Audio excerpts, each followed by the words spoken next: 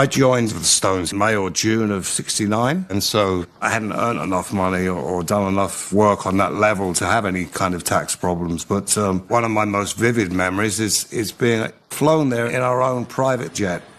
I thought, my God, this is, this is the high life. This is wonderful.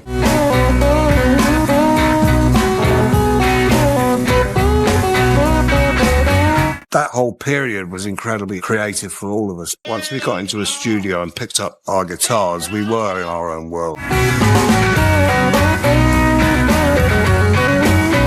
Over the years, it's just acquired a kind of magical glow, probably because of the way it was recorded.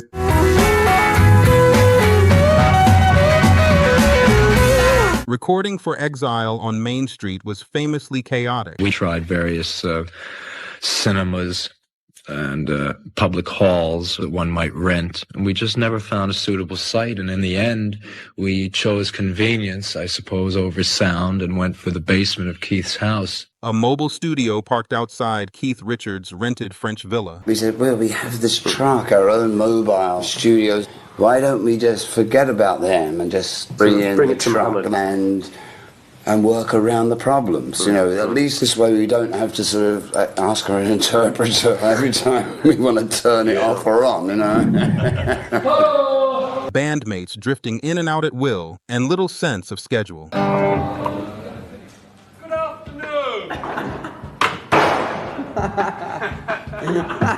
On 3 August 1971, that chaos produced a minor miracle.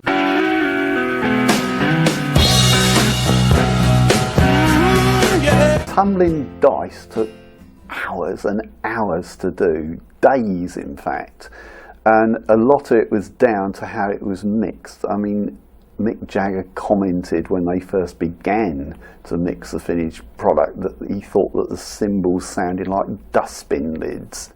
There was a lot of work on it, and in a way it wasn't so much them composing a song as producing a production. They begin to record, let's say, Tumbling Dice. There are many nights when Keith spends 15 minutes playing with the rest of the band and then says, well, I've got to go put Marlon to bed, his young son, goes up the stairs to the main floor, gets his son, goes upstairs to the bedrooms, and that's it. They don't see him again.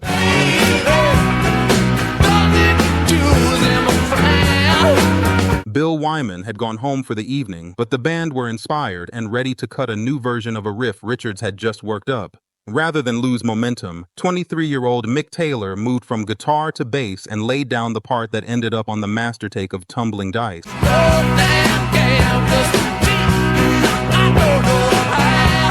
The finished recording features 3 guitars, Richards' open G riff, Jagger's rhythm strums, and tasteful slide flourishes from Taylor.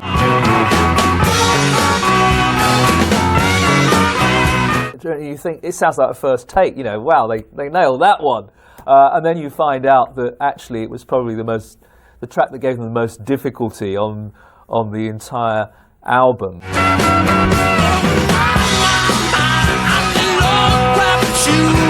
Over 100 takes and months of work. So it's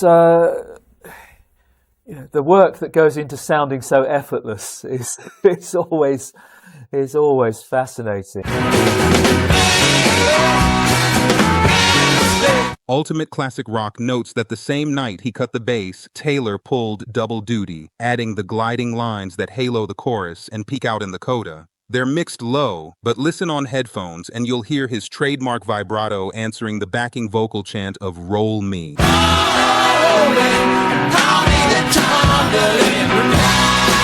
Once Exile hit the road in 1972, Taylor was back on lead guitar while Wyman reclaimed the bass.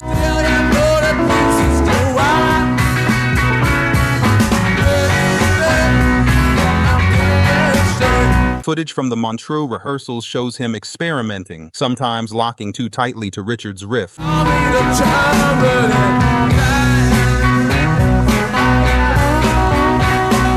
Sometimes breaking loose into soaring blues runs.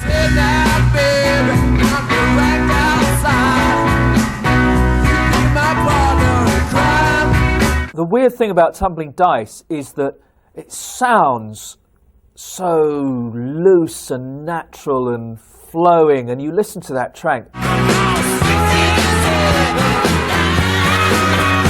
Critics of the era felt those flights restored equilibrium to the song, and by the 1973 shows, his solos during Tumbling Dice were nightly highlights.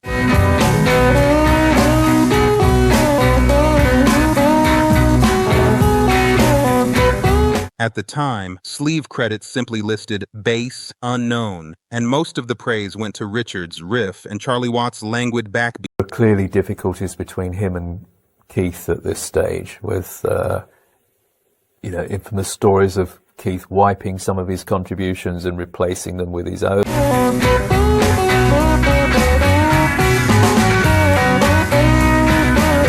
In recent decades, writers have begun to single out Taylor's contribution.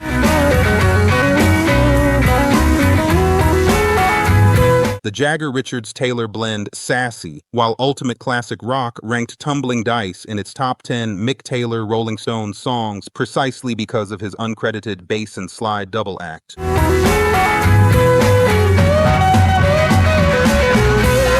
Tumbling Dice is often held up as proof of the Stones' loose but locked chemistry. Taylor's willingness to swap instruments on the fly embodies that spirit.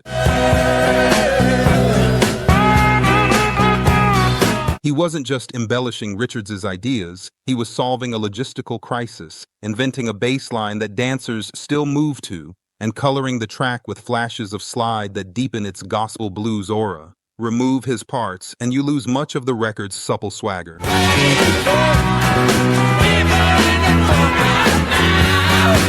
50-plus years on, Tumbling Dice remains a set-list staple and a radio perennial.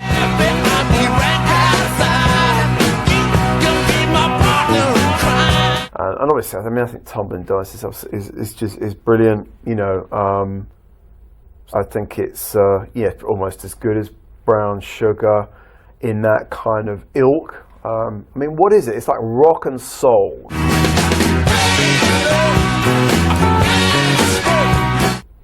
It's soul infused rock music.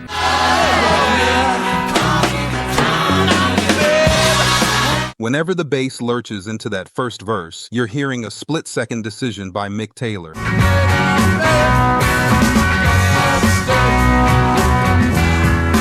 A reminder that the greatest rock and roll moments sometimes happen when the right musician is in the wrong chair.